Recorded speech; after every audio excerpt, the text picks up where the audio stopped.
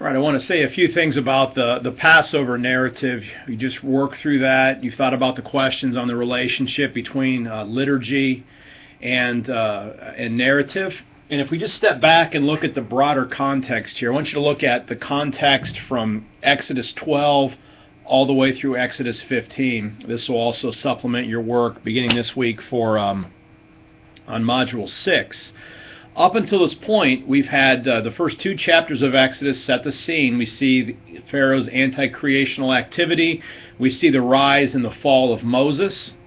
Beginning with 2:23 through 25, we see the Lord rising up, remembering His covenant. God is poised and ready and willing and powerful enough to deliver God's people. We know it's coming, so we have the two calls, two commissions, or recommissions of Moses, and then we have the block from roughly 7-8 through chapter 11 of the initial 9 signs that God unleashes against Egypt through the words of Moses to get Pharaoh's attention, to proclaim who God is to all the earth, to make Himself known, that the key language of who is God. The Lord makes Himself known in these chapters.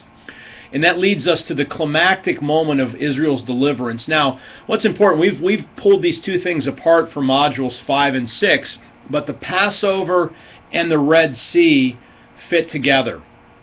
And you can see this. There's on page 134 of Fredheim's commentary. I've done my own version of this up here, but you can look at the chart in Fredheim's commentary. He makes the good observation that hopefully you would have gotten without even seeing his commentary, that the Passover Red Sea materials are narratives, and we do have narrative here. We have in 12:29 to 42, then again in 13:17 to 14:31, we have the actual narratives. This one's the Passover. 12:29 to 42 recounts the original Passover, and then we have God's victory at the sea. 13:17 to 14:31. And these are the two events that ultimately gets Israel out of Egypt. Now you have to hold these together. We'll talk more about this next week. The Passover gets Israel out of Exodus. The Red Sea guarantees that victory and guarantees Israel's future against all enemies. Highly important that we connect both of those things, because without the victory at the sea, the Passover ultimately doesn't matter. While at the same time the Passover is a fundamental piece, because that becomes Israel's confession that God delivered us from Egypt. Now this is going to be a metaphor, and this is going to be a typology when we get to the New Testament, but when we start talking about the New Testament. I'm going to hint at this right now though. The Passover is paralleled in Jesus' death on the cross. The victory at the Red Sea, the parallel to that is going to be what? Jesus' resurrection. And a good biblical theology of both the Old Testament and New Testament sees these events working together in tandem.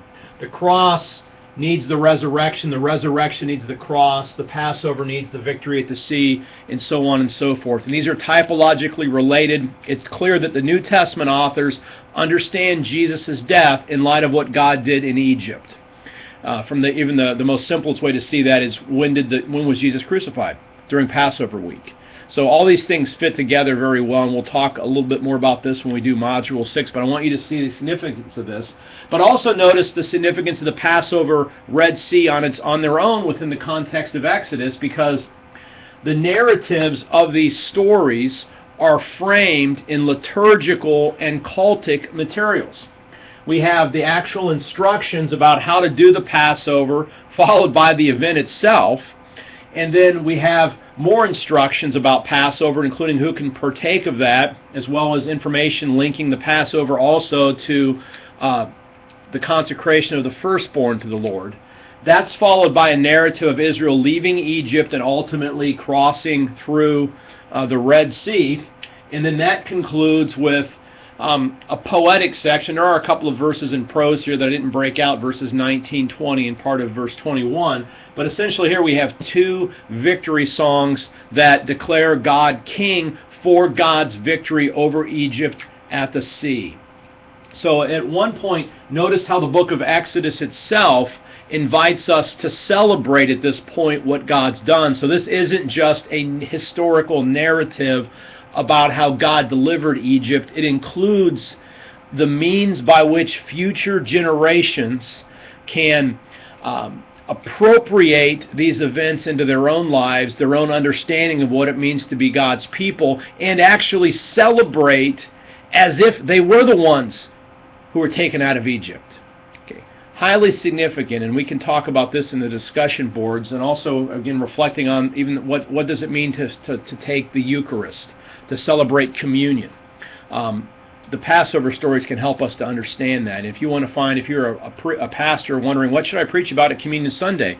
Why not use some of these Exodus materials to help your folks understand what does it really mean to remember? So let's talk a couple of, just for a few brief moments, a couple of the other themes that we're seeing here regarding these texts. Let's do a little theological reflection. The whole business of the fact that we have liturgy embedded in a narrative, that has implications for reading the text, because this isn't just history as a testimony. Instead, this narrative is about the past, is one that invites us so that we can identify with these foundational events of Passover and ultimately Red Sea, and so that we can experience them anew as we seek to embody that ethos that God had for His people in the world. And so for the Old Testament, celebration of Passover was an opportunity to re-embody, re-engage that Mosaic ethos for the world. God's people are called to be His missional people. Note also that this is a little mushy, and this isn't an anti-historical statement I'm about to make, but I want you to think about this. The way that this is unpacked, the stress is really on the celebration, not on the original events. And so think about it. We can't, in this text, we can't strictly separate the event as it actually happened in history from the event as it was actualized and celebrated within the worshiping community. The God who destroyed the firstborn of Egypt is the same one who saves us today. But the historicity does matter, as we talked about already, but equally as important is the significance for today. Now, talk also about Passover. Passover is several things in ancient Israel, just a couple quick ones. It's a ritual of conversion. By the time the Israelites are going to get to Mount Sinai, God's going to say, "You've seen what I did to the Egyptians, how I carried you on eagle's wings and brought you to myself." They've been converted through participating in the Passover in the Red Sea in the same way future generations need to as well. Now the next thing is also, this is a ritual of confirmation. What does it mean to be Israel? What does it mean to be one of God's people?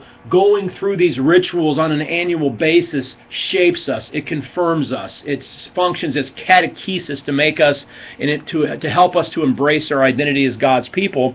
And lastly, the Passover helps God's people to proclaim what God's done to the whole world. Don't miss that. When you read other texts, like we can read the Deuteronomy passages, and I've included some notes on that, the entire country closes down for Passover. What a powerful witness that is to the nations around Israel, and even to people that are visiting Israel, because the Passover was only for God's people. So it was exclusive. There was means for people to become Israelites so they could do Passover, but this was an exclusive worshiping event that served then to witness to those who watched this story and hear this story anew of a God, the Creator God, who came down into human history to redeem a people powerfully and decisively for Himself. Folks, that's good news. That's good news for us today, and in Module 6 we'll continue to reflect on how the victory at the sea expands this. I look forward to hearing our discussion and engaging in it with you this week, and as we do our Module 5 discussion. If you have any questions, go ahead and post those to our Course Center. Take care.